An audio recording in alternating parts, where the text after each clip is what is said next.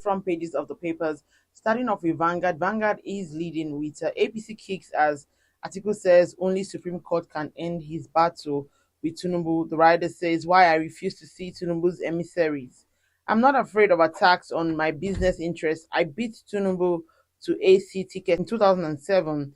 He wanted to be my VP. I stopped PDP Obasanjo from taking Lagos, says Gani Faweyimi can now rest in peace. Calls on Obi Kwankwaso Nigerians to join him in battle. Tinubu certificates were forged, and that's coming from Atiku's legal team. Atiku should accept defeat, lick his wounds, and that's the response from APC. We can see a photo story showing investors meeting on Soko Insurance. And on page 13, Insecurity, Senate asks for special military operations to dislodge bandits, kidnappers. On page 8, ghost workers. Rep ask federal government to conduct a forensic staff audit. Subsidy. Federal government intervention should be time bound, and that's coming from oil marketers. Stories above. How federal government got subsidy removal wrong, and that's coming from NECA. Plateau girls abandoned school over absence of menstrual hygiene facilities. Custom brokers protest alleged 200% increase in duty. And lastly, on the front page of Vanguard, we have a federal government so-called bond funding to hit 1 trillion naira with fresh 150 billion naira. Right, let's take a look at the Nation newspaper. The Nation is leading with APC Atiku Bika over Tinubu's CSU certificate. The writer says, I'm filing fresh evidence at Supreme Court. Ex-VP chasing shadows, says the president's Chicago lawyer. Forensic crisis, federal government open talks with World Bank, economic challenges over soon, says Edu. Stories above, Senate summons service chiefs over rising insecurity. You can read that on page 28. School curricula now to embrace infotech. President extol teachers. You can read more on page 30. 2 billion naira palliative cash for Osun still unspent, says governor. Tribunal uphold Kebbi Governor Idris' victory. And lastly, on the front page of the Nation, 8 killed in Osun communal clash. Let's take a look at the Guardian newspaper. The Guardian is leading with silent guns not trade. Big story, pages 4 and 5. Africa's entrapped trade corridors worsen AFCFTA implementation.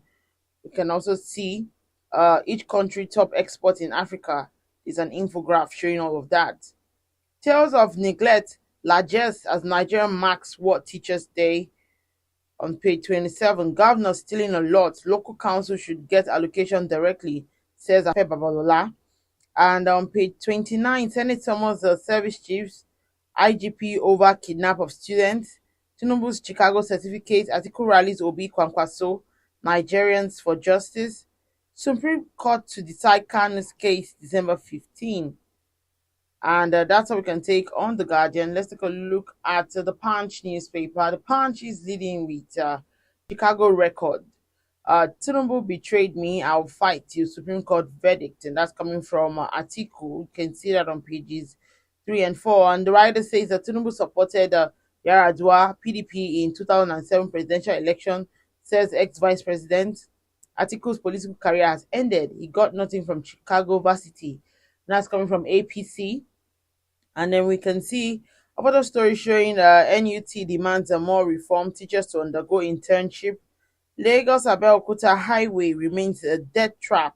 Motorists lament. You can read that on page 5. Tinubu approves a 25,000 naira monthly grant for vulnerable pensioners. Disregard request for my impeachment. Aye Datiwa writes CJ. Stories above. Depot deserted as a petrol landing cost hit 720 naira per litre. Manufacturers experiencing toughest period in history, and that's coming from Man. Lastly, on the front page of the Punch newspaper, Works Ministry seeks 217 billion naira to repair 260 roads, and that's all we can take on the front pages of the papers. Join us after the break. We'll be right back.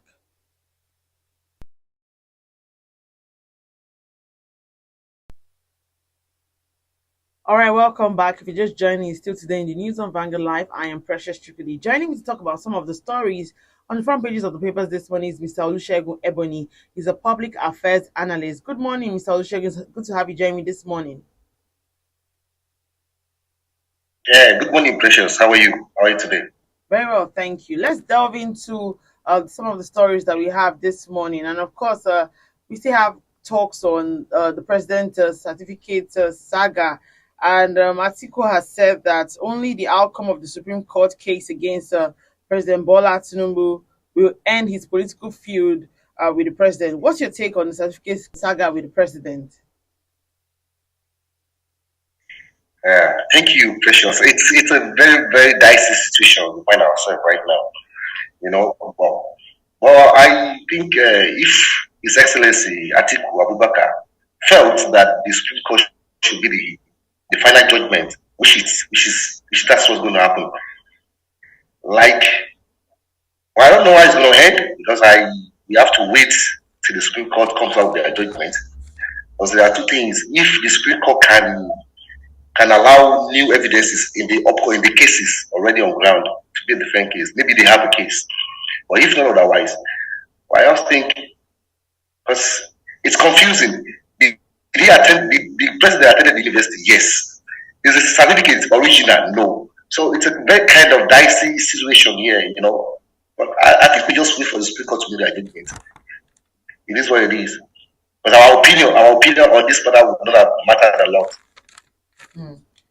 You understand? So we'll wait for the Supreme Court judges to come out with a verdict on that.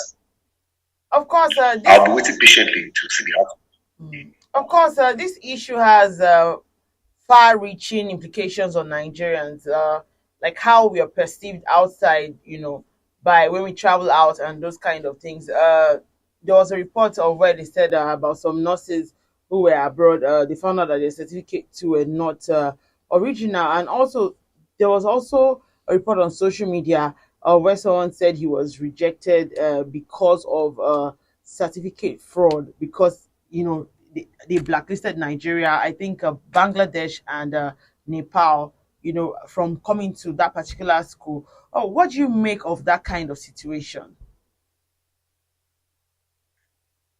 It's a bad one. It is a bad one. But actually, I've always been on this stand forever. This is Nigeria we're talking about. You see, the issue of this fraudulent fixed certificate, false certificate, it has been in house forever. It has been in house forever. But the most unfortunate thing now is that if the president, the number one citizen of the country, can be found forging a certificate, then what do you expect? It's a bad image, It's a bad image. It's not a good selling point. It's not a good selling point. So that means every part of the world will see us as more of a forger. It is what it is. It's not a good one for the history of Nigeria at a point like this. It's not a good one. I mean, it's a big setback in the history of nations, among nations. It's a setback. It's not nice. All right. In other climes, when situations like this occur, we either see that the person in question either steps aside or resigns. Do you think that Nigerian politicians can ever consider stepping aside or resigning when they see that a situation like this occurs? Oh, that is a very big one. That's a very big question. Like usually Nigerian politicians are not honorable enough. We've not seen one or two, except I think I have an exceptional, which is this former Minister of Finance, Mrs. Kemi Adeosun. I think she was the only one who I've ever seen in the history of Nigerian politics who had resigned because of one or two charges against her. It's unusual in Nigeria to see people resigning. They ain't honorable enough. I don't know why, because I wouldn't be able to defend or explain why they are like that, but it is what it is. Nigerian politicians have never been so honorable enough to do the right thing. It has never happened before. I don't see this one happening as well, so there's no point. I don't see the president resigning because of this issue. He would rather stick up to the Supreme Court to make the last judgment. He would rather. Right, So yeah. All right, moving on. Let's touch on this. Now, the Senate has raised the alarm over worsening state of insecurity in the country, saying state police remains one of the solutions to the problems. Do you agree? yeah, to an extent, I do agree to an extent. But the problem we have in this country is more about the people itself. Now, the fear of people, why they are not allowing the state policing to be an utmost thing, is the fear of the governor hijacking. The governors hijacking. If the governors hijack the state policing, in the other way around, we check about the advantages of it. They check about the negative side of it. The governors now become too much enormous in power. They could easily use the police to threaten to to threaten their positions and the abuse. The normal abuse of power has caused this delay for a while. But to be sincere, state police would have been better because if something is happening in Lagos State like as it stand now, security breach. Now do you have to wait for an inspector general of police in Abuja to make decision on what to do? It takes a long the chain of control. It takes a long. But if it was states making decision on their own, it would be more easier to get a solution to a problem as fast as they can. I do agree with state police, but the fact is, Nigerians we are complicated. Nigeria is a very complicated society. So whenever you want to do anything, you think about the positivity and the negativity at the same time. So, well, be what it is, I think if they can allow the police to function well now, it will be a big plus for us. And the security is degenerating every day. The insecurity is on a high rise. I would have supported the view of state police as well. All right, the frequency of kidnapping for ransom has increased of late. What ways do you think we can tackle the worsening security situation in the country? I mean, we saw the NYC students that were kidnapped. Till now, we've not gotten anything. Also, in other states too, we've been seeing reports of people being kidnapped and, the demands for ransom. What do you think? What are the ways you think that we can tackle the worsening situation of security in the country? You see, this problem we're facing right now, it's a problem for us by day by us. Now, I am telling you that in most cases of these kidnapping cases, when you go deep down, after I think I've had a conversation with one or two people who had come out through of these issues. Then there are affiliations within most of our security apparatus and the civilians. That means the security outfit needs more than what they are doing. I mean, like this is not rocket science. We know these guys they don't disappear. They walk, they move. I just think the more cleansing should be done in the security in our security outfits, the policing, the armies, they should get more cleansing. They are part of the problems. In fact, they are most of the problem because there are snitches all around. You know, if the government is trying to do all it can, if the people in the I mean like the officers, if the officers are not in a line, if the officers are not in a line with government, then all efforts will be futile. So, what ways do you think? The security outfit needs more. They need more. So, what ways would you suggest for the federal government in terms of tackling the worsening insecurity? That's what I'm saying. Maybe they should look back into the welfare of the security of the as all security outfits. And I'm telling you right now. Now, I had some time ago that is the armies, those front war, their daily allowances for food was increased to 1,200 naira in a day. Then I begin to ask myself, why would somebody on the war front be getting 1,200 for a day in this economy, in this kind of situation? Somebody who is dying for us, somebody who is protecting the lives. Somebody who's wearing territory is having 1,200 naira. Then, what makes you think if he had an opportunity to connive with some other guys to make some money? I mean, there are things that we have to look inside. It's not about government providing arms and ammunition. It's about people even in service. Are they happy? Are they committed to the job? Are they committed? Are they committed enough to bring this? Because I don't understand. I mean, like I just keep imagining how come some group of armed men can hold a whole Nigerian army, Nigerian police, and ransom. I mean, like it's funny. How could they? It's not possible. But the fact is, so many people in government, in security outfits, they align with these criminals to make a living. So I am saying, if I were to be part of people making what's it called, trying to make a solution to this, I would start by remunerating the officers of the law. Start from there, make them happy. You see, it's just we are in this country together. You don't expect somebody trying to risk his life for nothing. While some sit down at the comfort of their offices, steal a lot of money. So the problem is more than arms, it's more than ammunition, it's more than policies. It's about the organization itself. That's what I'm saying. If the government wants to do anything better now, you should start from all security outfits. I mean all, no exception of one. All of them have been underpaid.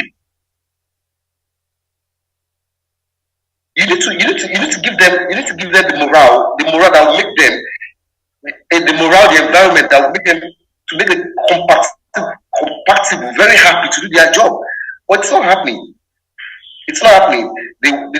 The only reason why these are like this is because there are lots of officers engaged in this business. A lot. All right. So it makes it difficult.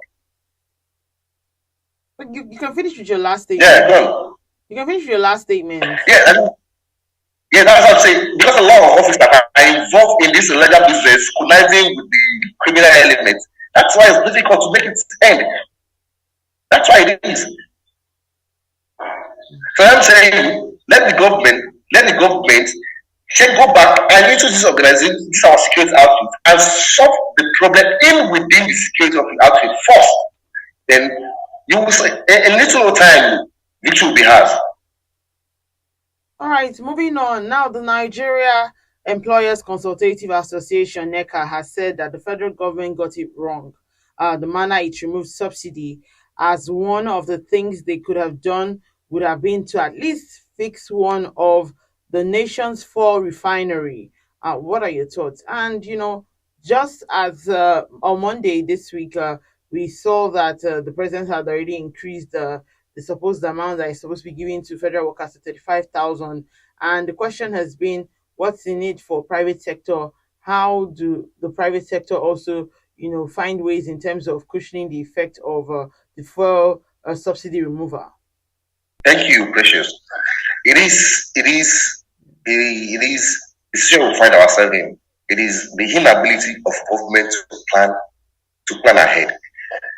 Government in times before now, they lack this ability to plan, to see things, to prepare for the future. They've always lacked it from existence. Because now, when President Bola Ahmed Tinubu was removing subsidy, there was removal of subsidy even before his handover. Now there are no provisions, there are no plans post subsidy removal, which is one of the reasons why we find ourselves like this. We just wake up one day and just make decisions. Now it is very, very unfortunate. Now that at a point like this, if 25, how many people, how many Nigerians are civil servants that the federal government wants to pay 25,000? How many compared to the population, compared to the masses, the population of the country? I mean, it's just that I I hope the protocol refinery will work by December. If at their own stake, what they be saying, like their last meeting with Labour Congress, that they have a joint committee who keep supervising the project. If that can work, I think that's what we're gonna wait for, because it has been done.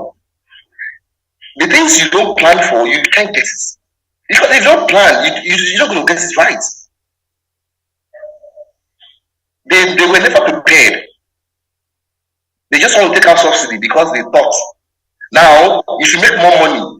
Now, and the effect of this, now even the private sector will suffer more. Now, with the civil servant, the federal government, the government workers gain 25,000 more, will add more. It will cause inflation in the market. That market is for the private and the public. It doesn't know whether you're in the public sector or the private sector. Now, how do people survive? How do people who doesn't have any means? And in the private sector, even the organizations, they are running low on profits. Imagine, even the manufacturer. I think one of the news you read was like, this is the worst hit of the manufacturers in the history of Nigeria. That means there is tendency people will lose their job, because companies don't run charity as well. If you are doing businesses and you're not making profit, then you have to reduce the cost of production. Man, I'm telling you, it's a lot of all clean before us. I just hope they could find something to do before we all gone. Yeah. All right. Let's hope. But I'm hoping the Port Harcourt refinery, which they said they'll be working on, I hope it could, because if it happens, then it will relieve the pains to an extent. All right, let's take a look at Mr. and Mrs. before we go. And Mrs. is speaking this morning. Says, I think every woman should look into the crystal ball before marriage so they can marry the right man. And Mr. reply says, if it's about the money you asked for 2 months ago, you don't need the crystal ball. I have it here. Yeah, it is what it is. It is what it is. It's all about the money, eh? Yeah. Like when women, most of you women don't have this right, then you start thinking about the past, start thinking about alternatives. But the money is there, you can have this. There's no point thinking about the crystal ball. Abi? Yes, no. All right, thank you so much, Mr. Olusegun Ebony. Thank you for sharing your thoughts with us. He's a public affairs analyst. Thank you for sharing your thoughts with us this morning. Also, remember that you can equally like, share, and subscribe on all our social media platforms showing on your screen. To find out today's stories, go to our website, www.vanguardngl.com, to find out more. I am Precious Chukudi, and thank you for watching.